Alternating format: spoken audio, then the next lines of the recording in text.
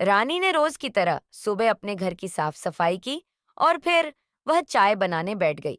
किशोर के आने का समय हो गया था। रोज सुबह 7 बजे ड्यूटी खत्म हो जाती है। उसकी घर आते आते 7:30 बजे जाते हैं। रानी 7:30 बजे चाय चढ़ा देती है। किशोर को घर में आते ही चाय चाहिए। 2 मिनट की भी देरी बर्दाश्त नहीं होती है। उसे चाय बनकर तैयार हो गई थी, इसलिए रानी ने गैस सिम कर दी थी। किशोर आता ही होगा, इसलिए गैस बंद करना ठीक नहीं लगा उसे।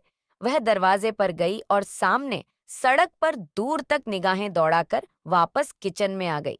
किशोर कहीं दिखाई नहीं दिया था उसे। न जाने कहाँ रह गए हैं ये, अब तक तो आ जाते थे। आज न जाने क्या बात हो गई। रानी मन ही मन सोचती जा रही थी, पर उसे किशोर के नहीं आने का कोई कारण नजर नहीं आ रहा था। उसने गैस बंद कर दी। उसकी चाय पीने की इच्छा मर गई थी। जब मनुष्य चिंताग्रस्त होता है तो उसकी भूख प्यास मर जाती है। रानी ने कभी अकेले चाय नहीं पी थी, सो भला वह आज कैसे पीती।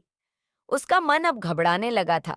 9 बज गए थे, लेकिन किशोर का कोई अता पता नहीं था। न ही उसने कोई फोन किया था। फोन से उसे याद आया कि माना किशोर ने उसे फोन नहीं किया, लेकिन वह तो कर सकती है अपने पति को फोन। अरे चिंता के मारे वह फोन करना ही भूल गई। लेकिन अब क्या हो गया, अब कर लेते हैं। उसने सोचकर अपना मोबाइल उठाया और किशोर को फोन लगा दिया। लेकिन ये क्या, ये फोन ही नहीं उठा रहे हैं। चलो एक बार फिर से लगाते हैं। उसने दोबारा मिलाया, लेकिन इस बार भी फोन नहीं उठाया गया। उसने तीसरी बार मिलाया, तो इस बार वह स्विच ऑफ बोलने लगा। हमसे ऐसी कौन सी गलती हो गई जो ये न तो फोन उठा रहे हैं और न ही बात कर रहे हैं। अब तो फोन भी बंद ही कर दिया है। पता नहीं किस बात से नाराज हैं। ये रानी के मन में ख्यालों की रेल दौड़ने लगी। औरतों के मन में ऐसी बातें बड़ी जल्दी आती हैं। अब रानी का फोकस बीते दिन की बातों पर चला गया। कल सुबह 7:45 बजे आ गए थे, ये मेरे साथ में चाय पी थी और फिर फ्रेश होने चले गए थे। उसके बाद 2 परांठे खाकर सो गए थे। फिर 12 बजे जगे थे। रोजाना का यही कार्यक्रम है इनका। 12 बजे जगकर नहाते हैं, फिर थोड़ी पूजा करते हैं, खाना खाकर फिर सो जाते हैं और फिर 4 साढ़े 4 बजे जगते हैं। उसके बाद बाजार निकल जाते हैं, घर का सामान सब्जी वगैरह ले आते हैं, थोड़ी गपशप करने बैठ जाते हैं, फिर खाना खाकर 8 बजे ड्यूटी के लिए निकल जाते हैं और सवेरे 7:30 बजे ही आते हैं। उससे पहले नहीं, वह मन ही मन किशोर की दिनचर्या दोहराने लगी। लेकिन कल तो ऐसी कोई बात नहीं हुई थी जो ये मुझ पर नाराज होते जाते समय बड़े प्रेम से बोलकर गए थे। रानी, मैं जा रहा हूँ, सांकल लगा लेना। उसने मुस्कुराकर उसे विदा भी किया था। नाराजगी वाली तो कोई बात नहीं हुई थी। फिर बात क्या है, कहीं शहर में कोई और तो नहीं कर ली है इन्होंने।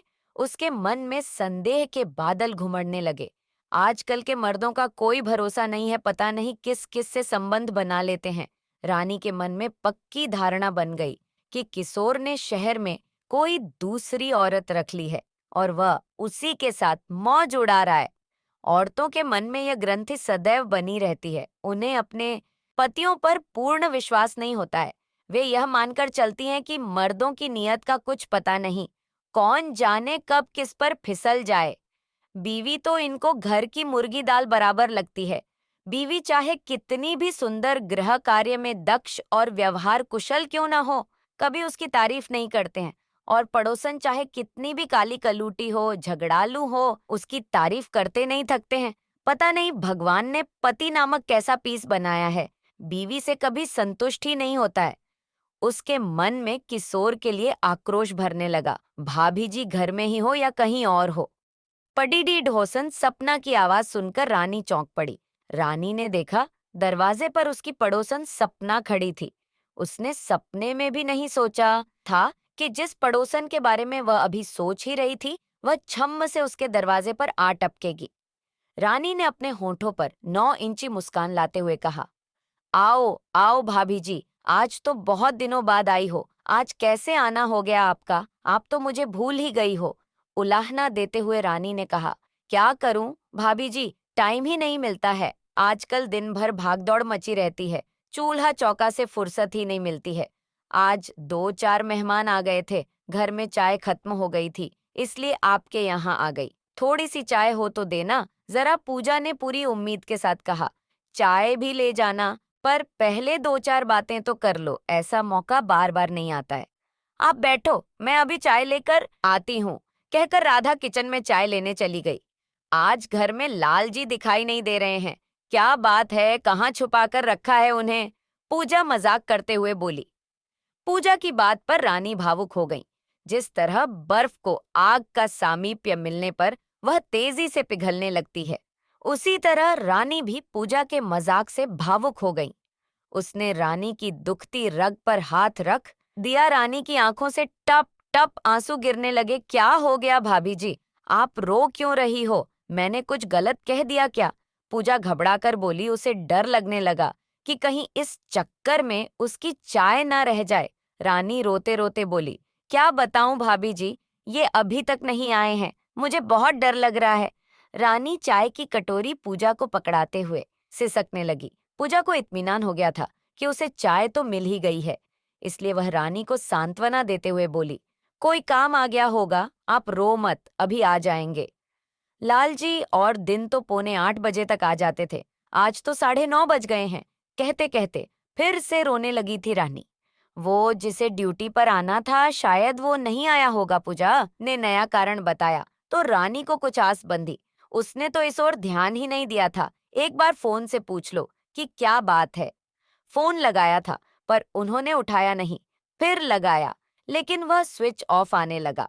रानी रुआंसी होकर बोली, मन हल्का मत करो भाभी जी, आजकल ट्रैफिक जाम भी बहुत होता है।